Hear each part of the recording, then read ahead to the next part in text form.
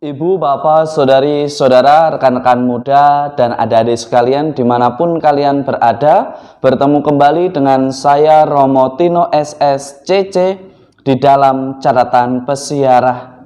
Di dalam perjalanan kehidupan, kita diberikan kebijaksanaan dan pengetahuan agar kita dimampukan untuk bertanggung jawab atas hidup kita menurut rancangan Tuhan. Beranikah kita senantiasa menjadi pribadi yang cerdas sebagai anak-anak terang?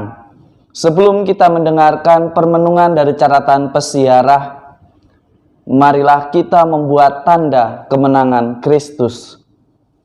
Dalam nama Bapa dan Putera dan Roh Kudus. Amin. Allah Bapa yang Maha Baik, Engkau telah melaksanakan karya agung keselamatan melalui Yesus Kristus, sabda kerahiman-Mu.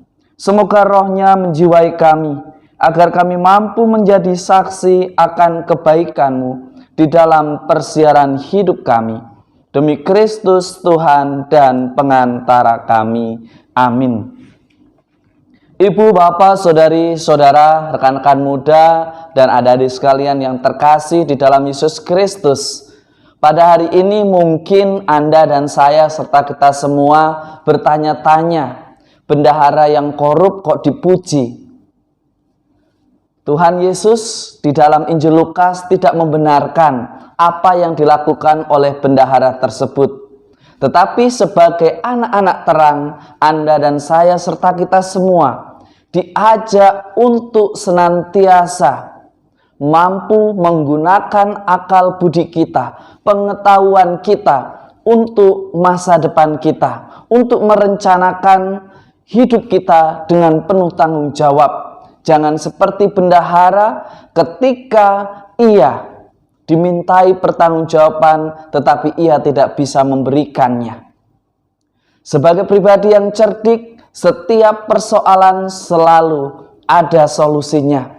Bagaimana kita diajak untuk senantiasa bijaksana mempersiapkan seperti apa yang akan datang di dalam persiaran hidup kita.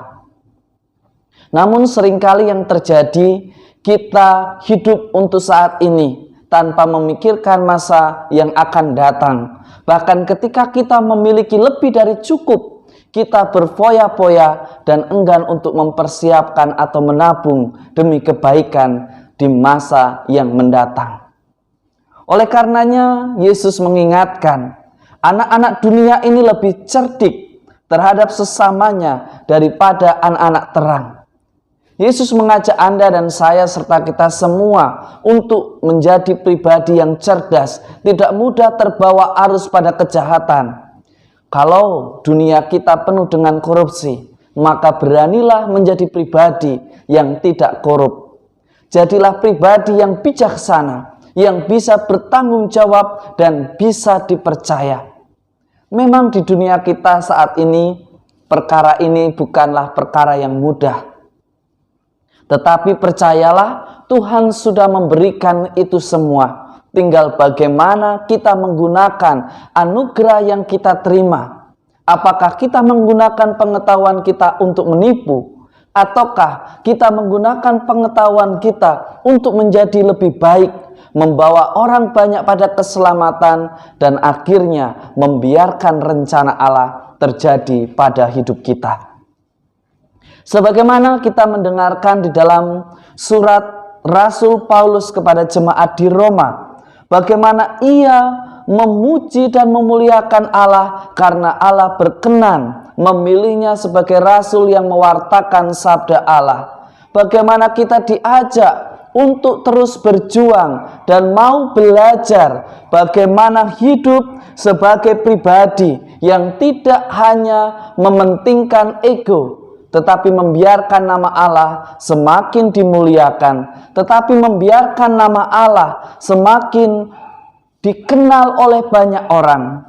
Ibu, bapak, saudari, saudara, rekan-rekan muda, dan adik-adik sekalian yang terkasih, kita diajak untuk mempersembahkan diri kita, kemampuan kita demi kemuliaan dan bukan demi sesuatu yang hanya memuaskan ambisi kita.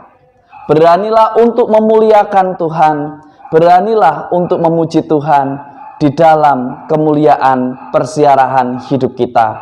Semoga berkat Tuhan senantiasa melindungi dan memberkati kita semua, Bapa, Putera, dan Roh Kudus. Amin. Ibu, bapak, saudari, saudara, rekan-rekan muda, dan adik-adik sekalian yang terkasih, di dalam perjalanan hidup memang tidak mudah kita belajar untuk bertanggung jawab di tengah kebohongan, di tengah kemunafikan. Tetapi sebagai orang beriman, beranikah kita untuk senantiasa terus berjuang dan mau belajar bahwa sebagai umat Allah, kita dimampukan untuk terus bertanggung jawab. Selamat beraktivitas, Tuhan memberkati. Amin.